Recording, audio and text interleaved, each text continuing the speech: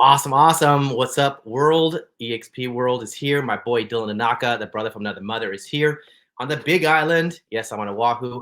We are going to chime in today. We just had to jump on and do a podcast after yesterday's news of the new developments of our rev share, as Glenn Sanford said, 2.0, which was awesome. I know a lot of people, including myself, was freaking jumping off my bed in the morning, literally like it was Christmas morning, bro. And I was 7 and I got the toy I wanted to get. um, I was ecstatic because of specific things, obviously that don't fit everybody's parameters.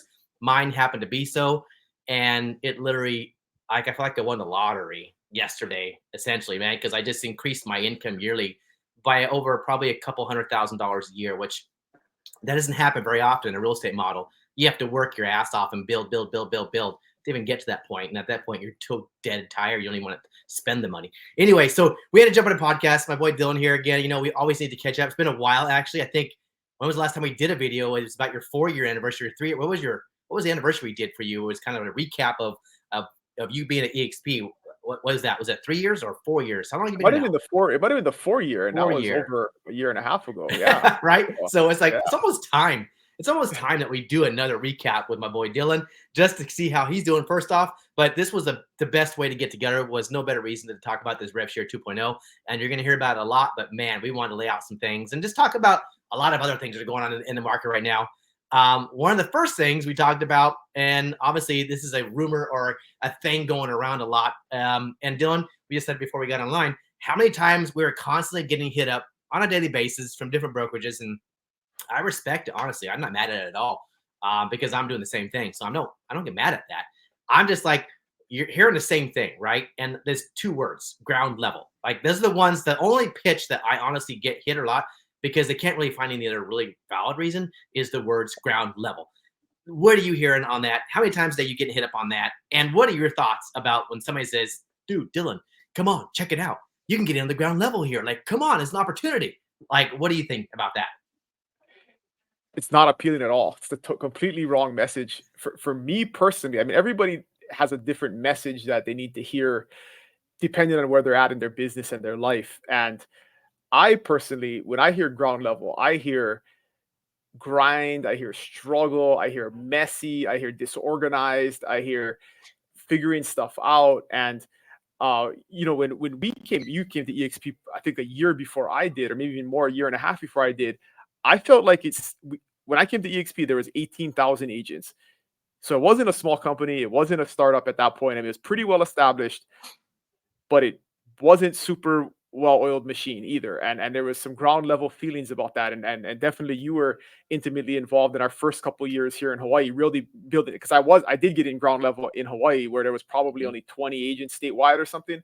And it wasn't smooth sailing in the beginning. I mean, there was staffing issues, there was operational issues, and it was painful at the time. And we had to figure stuff out. We had to do work that we didn't get paid for, because we believed in building something that was going to be great. And we're here today. I mean, we're a dominant force in the state, at number 1 brokerage in terms of units in the state and agent count.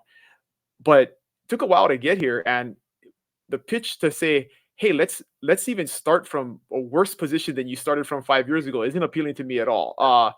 So that's a wrong message for me personally. I've heard Gene Frederick, who got in really ground level on EXP, and everybody says, "Oh, you can be the next Gene Frederick." And you and I, we know Gene personally. We've heard him speak many times, and I've heard his story, and his story is not appealing to me. Like, his income today is appealing to me, but his story of the first 4-6 years, where he was traveling the country, knocking on doors, trying to explain to people what this thing was, and it wasn't a quick overnight success where he ended up where he is today. And I think people sell a thing, but they don't illustrate how it took to get there, right? Everybody just sees the thing when you're at the top, and then don't talk about all of the grind and the struggle that it took to get there.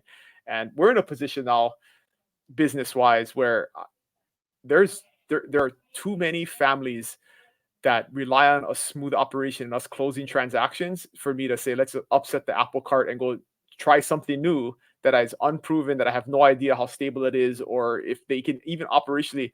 I've kind of joked with some folks that have that have approached me and said, like, our team closes about like the same amount of transactions your whole brokerage closes nationwide a month. Like, we would break your brokerage, like, if I joined a startup, right? I mean, like, there's the volume that we do is done because we have a smooth operation. It's efficient. The systems are in place, and that's not going to be the case necessarily in a ground floor opportunity. So no, I agree. And when I think of ground floor in itself, I don't think it's a bad opportunity. Let's just start there. I think ground floor is the place that in a beginning's onset, it probably is a valid. If I go back and think about the people that were ground floors, I think of people like Jeff Bezos when he was in his garage. I think of people when their Netflix was beginning. But those specific platforms, I believe, completely revolutionized and changed a major pivot in the way we did things at that time. EXP was right. What do you say? Well, what I would interject there is, like, people look at Jeff Bezos as the standard for online retail, right? How many online retailers tried to copy him and have since failed? You never hear about those people. Tons. I mean, hundreds, right? I mean, so that's the other piece is, like, just because one model works, it doesn't mean that a copycat model of it is going to work to the same extent. It absolutely could, but at the end of the day, like you mentioned Netflix, I mean, they're now kind of in a competitive market, but in the very beginning, I mean, they were the dominant force because they were first to market. They had the best systems figured out. Their streaming was very smooth. Now everybody's starting to catch up, but they've made billions in the meantime where people have tried to figure out how to catch up. So same thing with Uber and Lyft. I mean, Uber still has the vast majority of rideshare market share in the world.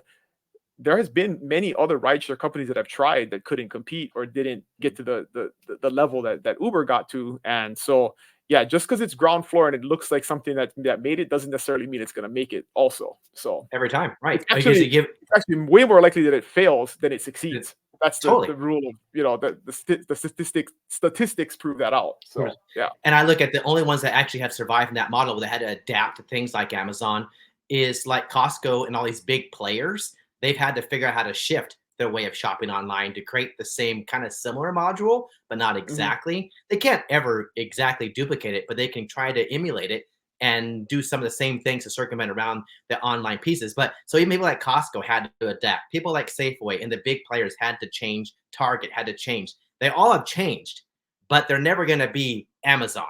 They really are never going to be Amazon. Amazon's always going to be Amazon. And so I look at that in the real estate space. Yes, EXP was the very first company, groundbreaking, to even get into a cloud-based environment, to change the way everything was done and housed in a brokerage model. And yes, it was thrown darts at the very beginning. It was laughed at, but so was everything else, right? And here we are now. We managed to do it. You know what we don't know, right? Is, and I've heard Glenn talk to a few people throughout the years that said they had a similar idea and tried it and it didn't work. Right. I mean, so what we don't know is how many people around 2010, 2011, before EXP had any notoriety at all, had the same idea and tried it and it didn't work. We never hear those stories. So everybody sees the one success story and assumes that's how it's going to be for everybody, when you don't see all the failures and all the folks that are lying in waste that tried the same thing and didn't make it work. Oh, yeah. I can tell you actually one specifically that did this was Connect Realty. Connect tried it years ago, and Connect literally was too ahead of their time. Unfortunately, great idea, great concept. Didn't have its support, though, of an online cloud base that we have now. So it was just a great idea, just wrong timing. And now if they had fast forward that and actually Connect came out by the same time that EXP did, it'd be probably something to be compared to. But here we are. We have been the guys who have led the pack. We're first to market, and I'm okay with it. I love that. Yes, was it challenging? Very challenging. You and I both know that from very beginning. It was so challenging out here. And Hawaii in itself is a very different beast in itself on how you sell real estate and practice real estate. So we'll throw that into the bucket too. But the truth is, beyond that, now we have people that are copying us, which I'm completely, like Glenn said, he loves the competition. We're doing something right. Because if we weren't doing something right, they wouldn't be copying us. They'd be laughing at us, but they're not. Everybody's trying to copy our exact model, and I love that. However, to say that my point of actually joining something and leaving everything here to go drive another startup to do it again, you're right. It doesn't appeal to me at all either. The startup, the ground level doesn't appeal to me at all either. I'm at my level. I think the ground level will always continue to grow with me no matter what. It's always ground level. And it's never too late. I have some people say, oh, it's too late. Oh, it's too late. I got in too late. It's never, ever too late, ever. When I got into Keller Williams in 2013, they just hit 100,000 agents in their company in 2013. And I thought, oh, crap, I'm done. I'm not going to recruit anybody. It was over. we recruited more people in the next 5 years than we've done in years in that history of Keller Williams model. So, Yeah. meaning constantly people are turning over, people are leaving, they're coming and going, changing brokerages, unhappy, and it's always going to happen in the space of real estate constantly. The math in the real estate market is that 80% of the transactions that happen 5 years from now will be done by an agent who's not in the business today, right? Not even So, that. I mean, yeah, to think you got in late is like, that's just not the case ever in the history of real estate. There's so much turnover in the industry that there's going to be tons of new people that join every 5 years. All the time. And here's the other big factor for me personally, which is intangible. You know, you can't look at it in dollars and cents. There is no business model for it. Is the people. And this is a huge factor for me in my decision making on where I'm at today and how I got to where we are today is the people that we have access to. And yes, there's other models that may be similar, maybe seem like they're more profitable, seem like maybe they're more beneficial financially. But do you have the human capital there, the high level human capital that we have here? And I personally never want to be the biggest dog in a small yard, right? I'd rather be a small dog in a big yard and learning from big dogs that have done it before me, have done it better than me. And that's what we have here. And the rooms we get to be a part of and the rooms that I've been in recently, people is just, it's so high level. We're gonna do an event next week, right, Chris? And I feel like I'm gonna bring, like, I'm gonna say this, you know, confidently. I'm gonna bring the highest level buyer rep discussion that I think exists in the industry, not because I came up with it, but I've spent the last 3 weeks masterminding at live events, and we have this Facebook group online that we're talking about with team leaders from across the country who are doing, you know, hundreds of transactions every year. We have more real-time feedback on what is going on in the marketplace than I believe anybody else does. And if you're in a small startup, I mean, you just don't have that kind of reach. Your whole brokerage isn't even doing, you know, 1/10 amount of transactions that this just this small group of leaders is doing. And I feel like that level of value you cannot put a dollar figure on, right? That having those connections, having that access to the brain power, and then collaborating with people like that at the highest levels, and then having that tool to then give to our agents and say, hey guys, this is like the best of the best grade A stuff that we've come up with across the entire country. Go out and use this and go do business. That you can't put a dollar figure on. There's no business model that you can say ours is better, because there definitely is no better business model at EXP if you're talking about the human capital aspect of it. No, I agree. The talent that has showed up here in the last 10 years is amazing, right? The decades of this great, and it didn't start that way, because in the beginning it was that who's EXP thing. And again, it was scoffed and laughed at for a long time and not very reputable and didn't think we have a leg to stand on. And then all of a sudden the big players did start coming in. The Gene Frederick, the Brett Goves, Rob Flicks, the Jay Kenders, Curtis Johnson, Kyle Whistle. Now it's like boom, boom, boom, like yourself. I mean, literally all these big players now that have filled the pot of EXP of massive, amazing talent. And you can't put a price tag on it. You're right.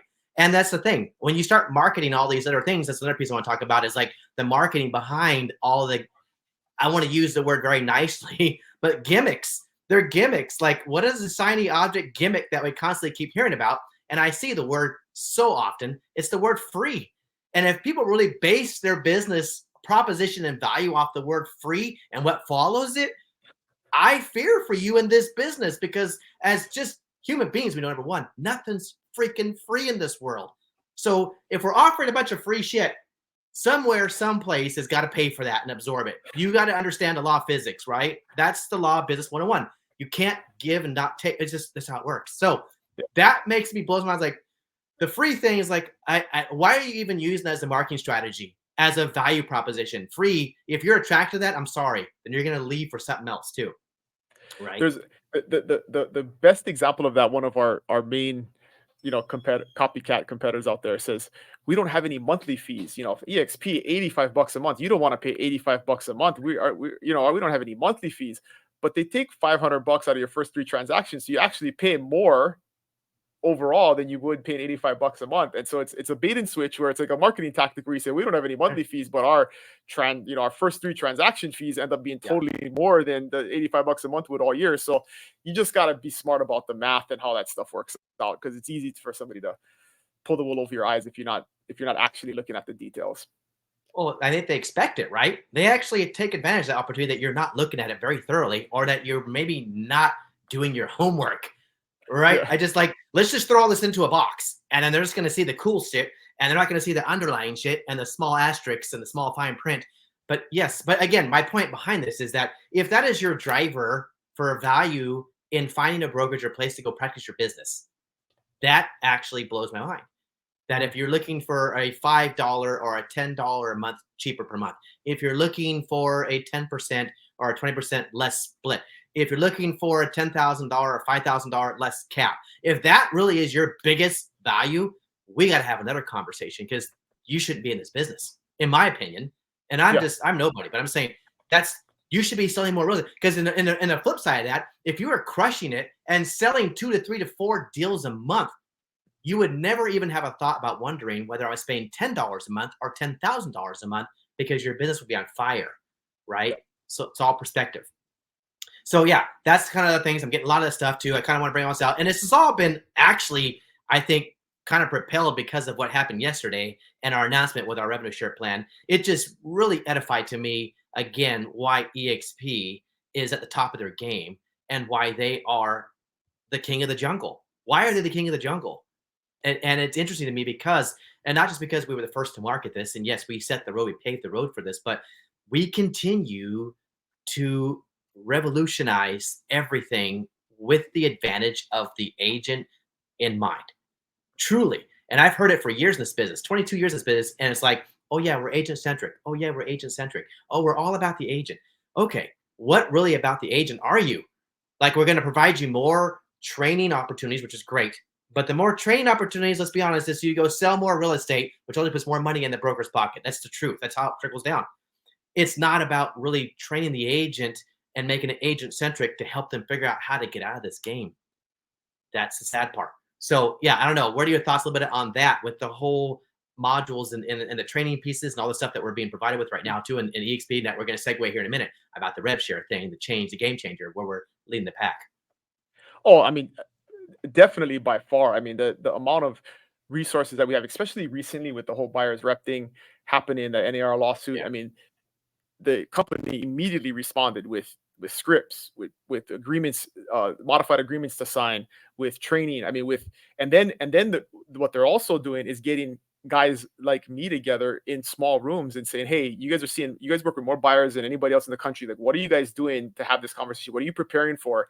And that information is going to be synthesized and then distributed down. So they're leveraging the human capital to have the best possible information for the agents. And that's one of the cool things, again, intangible thing about EXP, which I love, is if you look at our C-suite, they've all been agents, right? If you look at other publicly traded real estate companies, all of the big real estate companies out there, a lot of their executives came from other industries. They were just a venture capitalist that kind of started it, and our CEO. But if you look at Glenn Sanford, Michael Valdez, Leo Pajeda, our new CEO,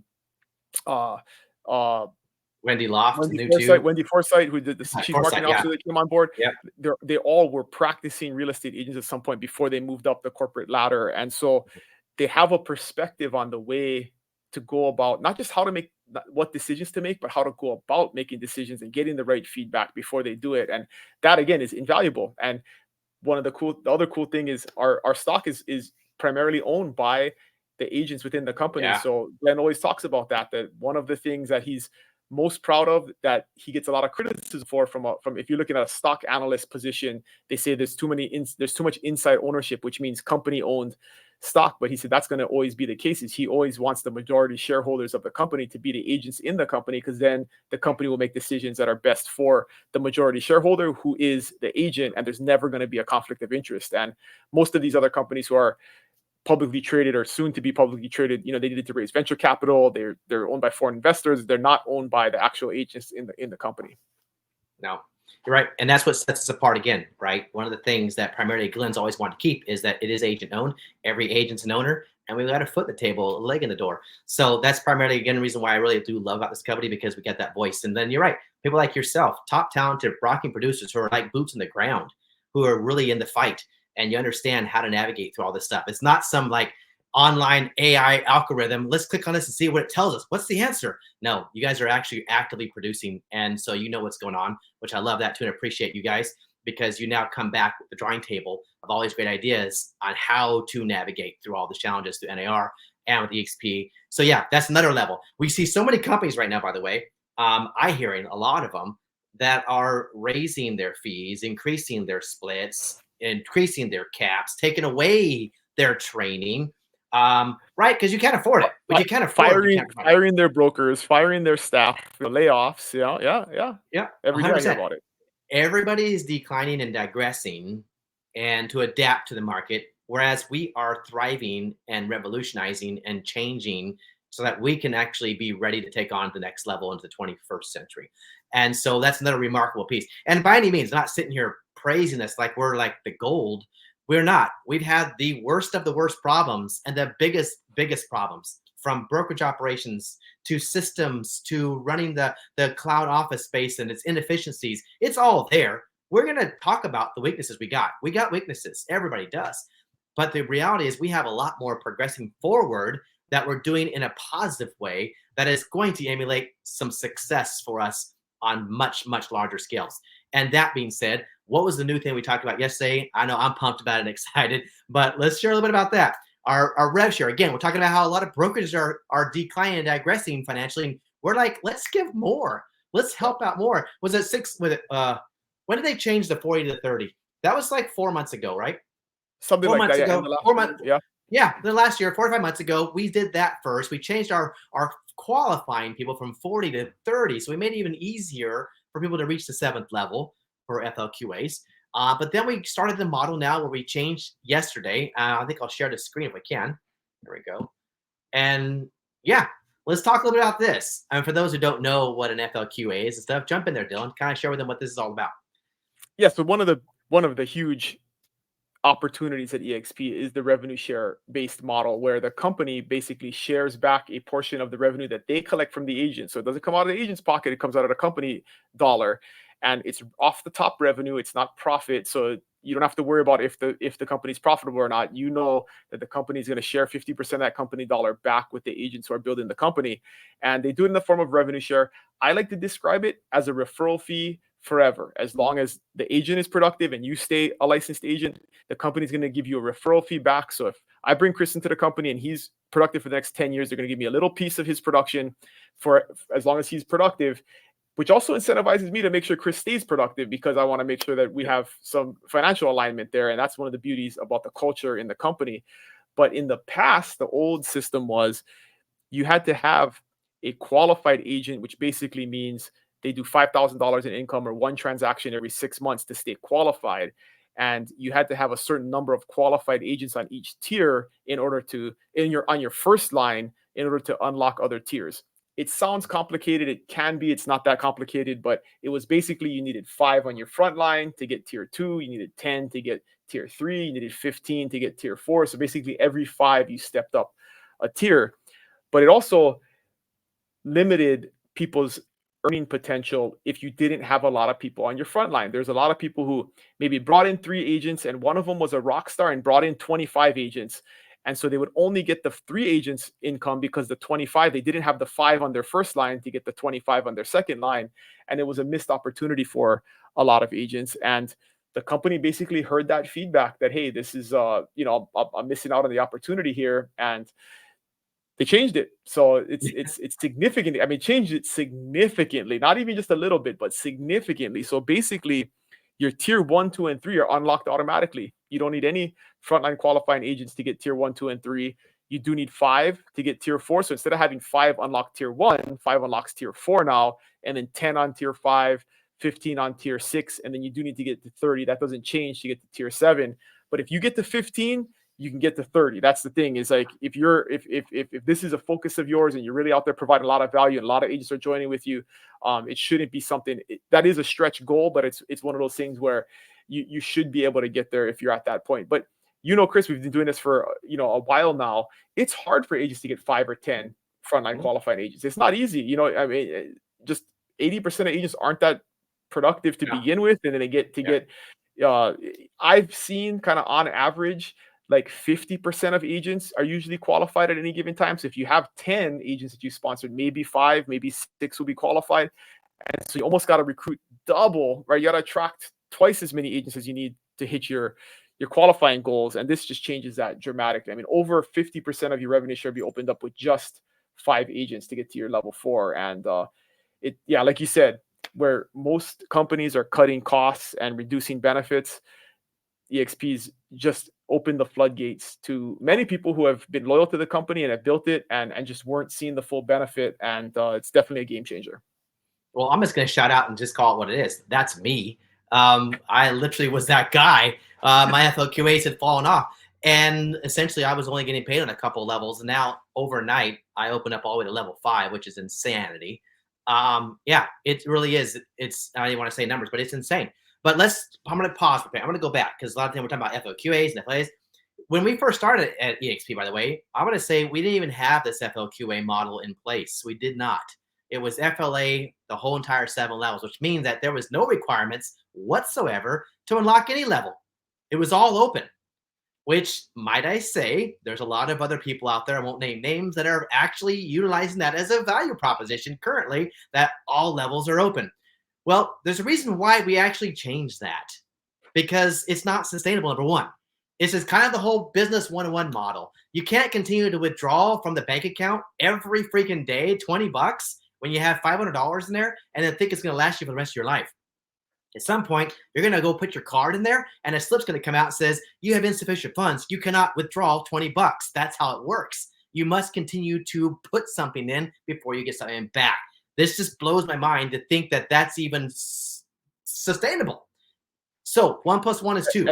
And that's the beauty of this model and of this change. What gives me confidence is we have a scaled, proven business model, right? So I know that the leadership and the smart financial people have looked at this and said, hey, if we do this, we can continue to sustain the business model, pay our bills, pay our operating costs.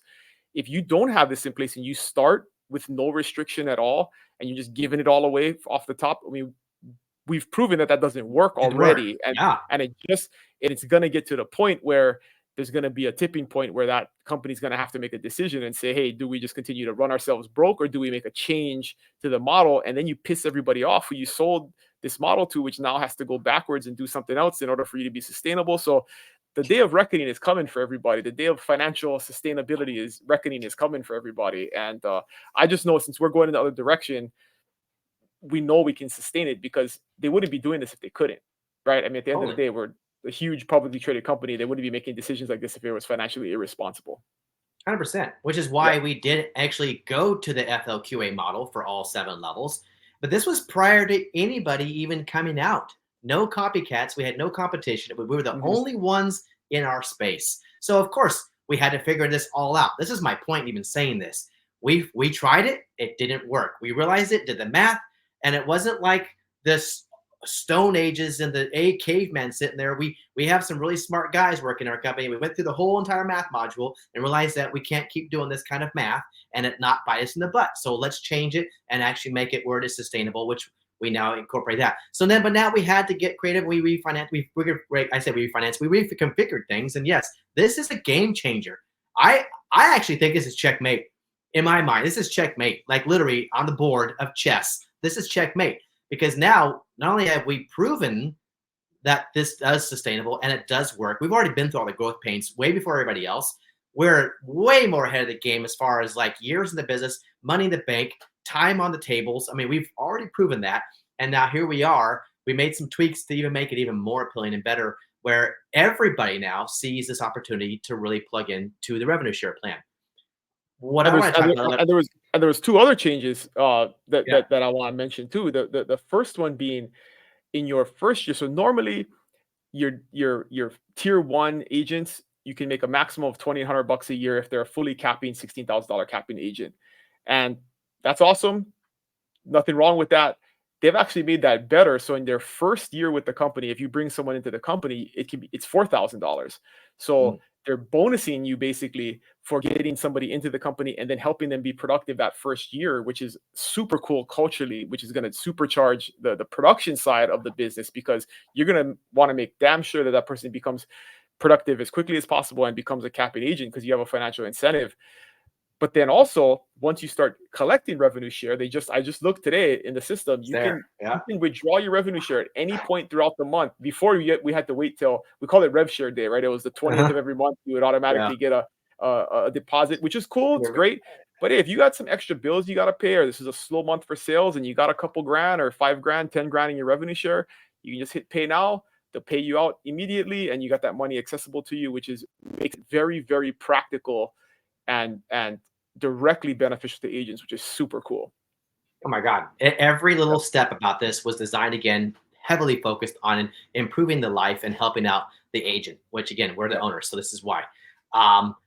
Amazing things. Those three things in itself are, again, mic drops to me. And really, you can't really add more to that. Like, what are you going to do? Add an 8th, 9th, 10th level? I mean, I don't know what else you could do to make it better. But so I want to go and kind of switch the conversation because this is a great model. We talked about that, but let's talk a little bit about why. Because you know all these people from the background with the white noise of, oh my God, this recruiting thing again. EXP is all about recruiting. Then this is like, okay, everybody is against something until they finally see something that's tangible and it's real, and then it changes their mind.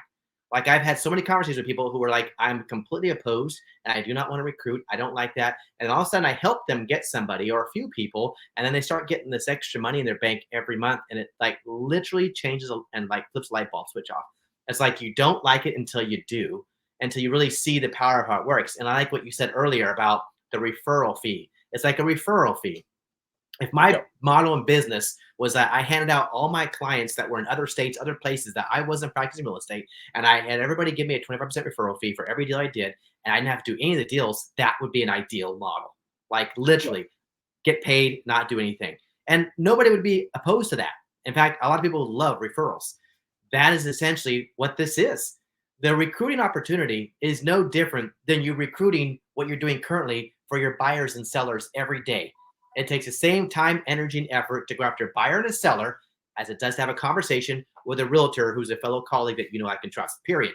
There's no difference. So if anybody wants to sit here and say, I am not a recruiter, if you're in real estate, you have a salesperson's license, you are a recruiter, a lead generator, whatever you want to call it. Title it how you want to call it.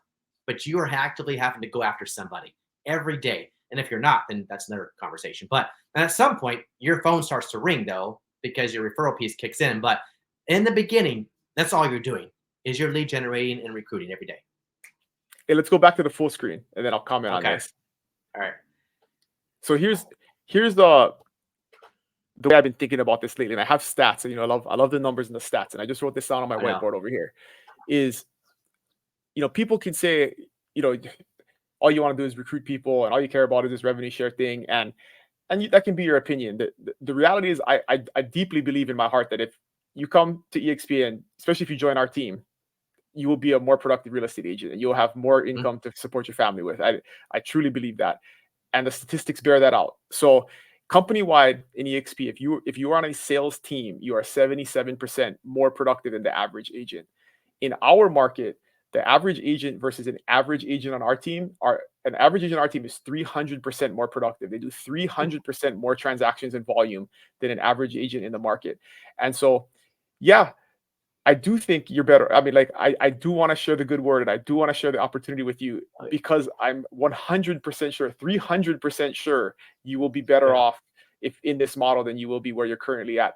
That's just your personal production. That doesn't take into account if you're getting a raw deal on your splits with your broker now. So really that 300% could be like 360 or 370 or 400% because not only are you selling more real estate, you're keeping more of the money of the real estate that you are selling.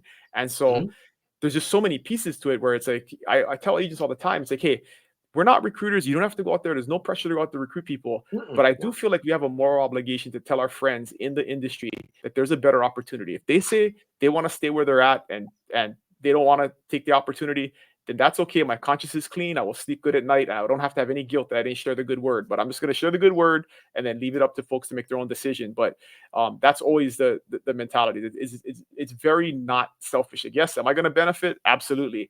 But I think you're going to benefit more than the $2,800 I'm going to make because you're going to probably triple your income. So, well, yeah, of course. But that's the beautiful thing about this model. Yes, am I going to win? But you're going to win too. There's one of the very similar ones that's it's a win-win model. I've lived my life. It's win-win or no deal. I've had that forever. Everybody in this party has to win. And the model exemplifies that because, yes, I am going to win, but I'm going to help you win too. And again, everybody's opposed to thinking that I want to go recruit an agent until they start making money deposit in their account every month, and they're not opposed to it.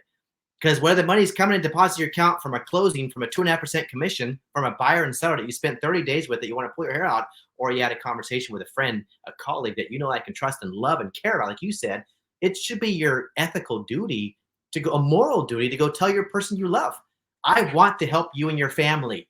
Is that so wrong? And that's all this boils down to.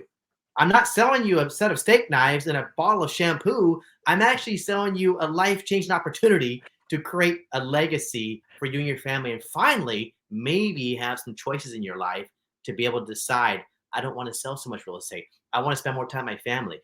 Everybody wants to stop trading time for money. Everybody.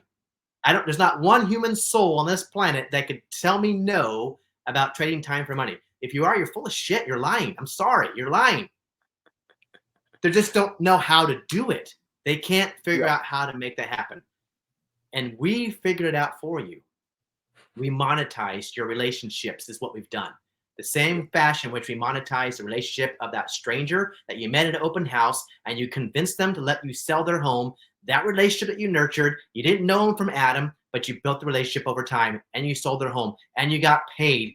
That's 3.5% commission, whatever you got paid for, whatever. That is the monetization of that relationship.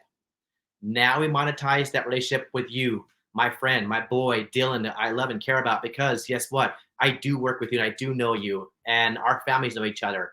I care about you more honestly than I care about the stranger I met at the open house. And I'm not trying to be rude. I'm just being honest, right? I love and care about you more. Why would I not want to do more for you than even them, right? I just understand that. Why would I not want to do more for you than I want to do for them? And because we hear it constantly in the market, your job as a realtor, your fiduciary duty is to serve your client. Yes, it is. Yes, it is. To your utmost ability. Absolutely. Why should I not be the same way with my friends that I love and break bread with? God, oof. I'm like, what is that so wrong? And I just can't, I kind of wrap my head around like how many times, like, I don't understand the people how they think about that. And I'm just like venting right now. But the truth is, what is wrong with that? Tell me what's wrong with that. I don't know. What do you think? Is it wrong? You just have to, unfortunately, there's a lot of people in our industry that just have a scarcity mindset that don't believe in sharing the good news and don't believe in sharing opportunities, right? If they see you as competition, if you get a listing, that means I didn't get one. If you get a buyer, that means I didn't get one. And, we don't share that viewpoint of the world. So it's hard for us to relate to, but that's definitely the case. I mean, I know people that will like find a great new lead source and they don't want to tell anybody about it because somebody might steal it from them. And it's like, that's not the way the world works, man. You put it out there, the universe rewards you 10 times what you give. Absolutely. So, absolutely. Yeah. The best way to win is to help other people get what they want, man. But again, you're right. You're right. It's all about being in a place of scarcity versus abundance. And I want to utilize that as a tagline for us then, that I think EXP emulates that thought process of abundance. We come from a place of abundance because we are all giving and wanting to help. And yes, are we perfect? No, we're not. Are we the best in every situation? No, we're not. Because if you probably lined up 100 people that had been here previously at EXP and maybe experienced EXP and it wasn't the best version of it, I get it. I get it. It's not perfect. However, the bulk of it, the foundation of it, it's unparalleled. Like, it's hard to duplicate that. You can copy it, but you're never going to duplicate it. I just don't see that. And that's my opinion. Again, it's worth 2 freaking cents or a freaking cryptocurrency pin. I don't know what that even means. And it's not the model. It's that you need to duplicate is the people, and you definitely can't duplicate the people. So 100%. 100%. And the model's the model, but the people. And if it really was about the model being the best model, then everybody would already be here, right? If it was about the best model, EXP being the best model, then everybody would be here already. But they're not, and I get it. It's about the people, the culture, the community, the collaborativeness, the ability to be better in your business. And yes, the other legs of creating opportunities that you're not presented with right now currently in your space, which is to create choices. God, I don't know, anybody doesn't like choices.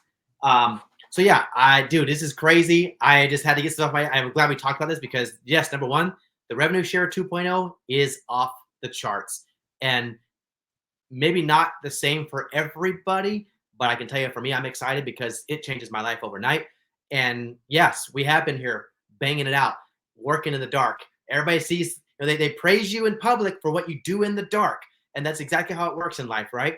We're grinding and grinding and grinding and grinding away, never giving up, relentlessly doing things. Dylan, you're the epitome of that. You're like the staple poster child of the guy who just doesn't quit. You are the most relentless habit person I know, disciplined beyond all discipline. I love you for that. And that's why, like, I'm inspired and respect you the crap out of you.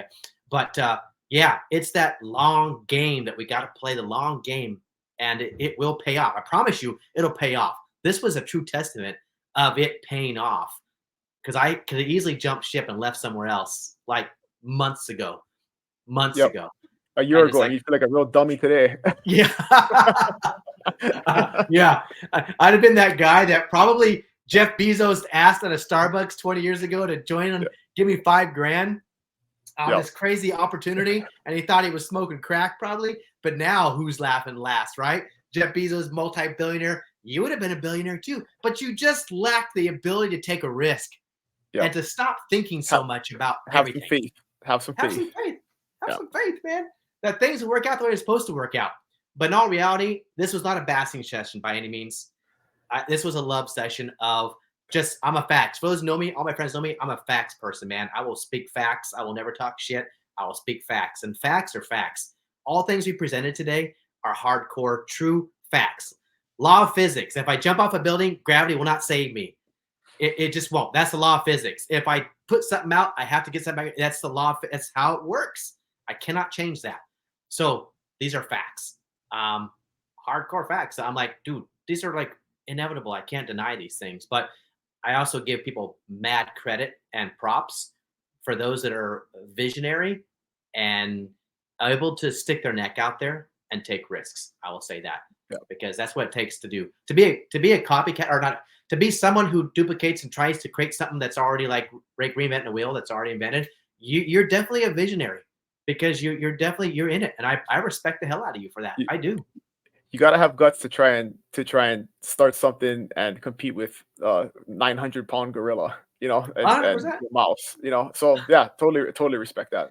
I'm just not into fighting 900-pound gorillas as a mouse. It's just not my thing. So I know, right? I was like, you know, back in the days, like McDonald's. I feel like McDonald's is the hamburger joint that we all grew up with as kids. Like the most American hamburger in the world was McDonald's.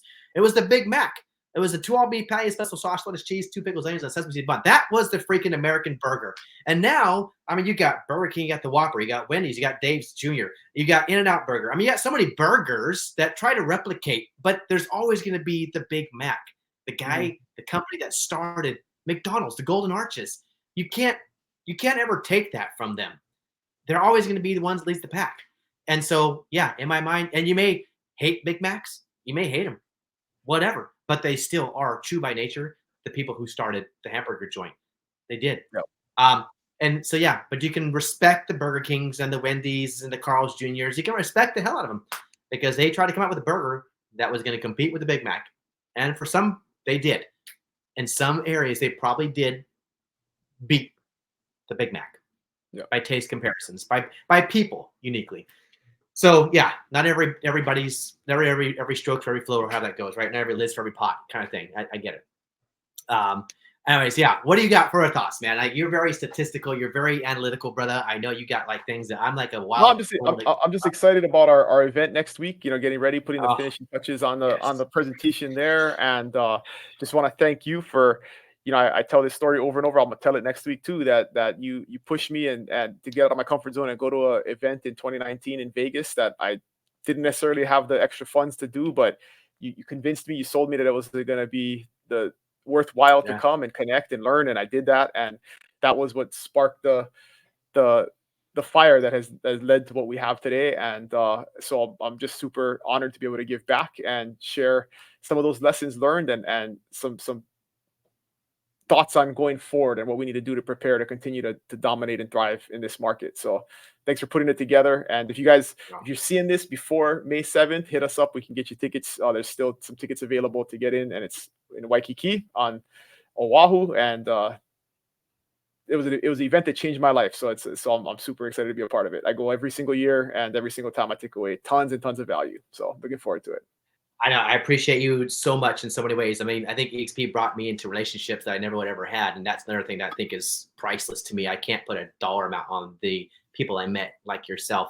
And then, you know what? Yeah, the little bit that I was able to kind of nudge you to go there. But now look at you. You've turned it into a forest fire, like a 4-alarm forest fire. You've literally burned your boat and you're going at it like unstoppable, unstoppable. Much respect for that. And again, proof in the pudding that going to certain events, being plugged in with certain places, being around the right people, the right energy will change the way you see things. I promise you.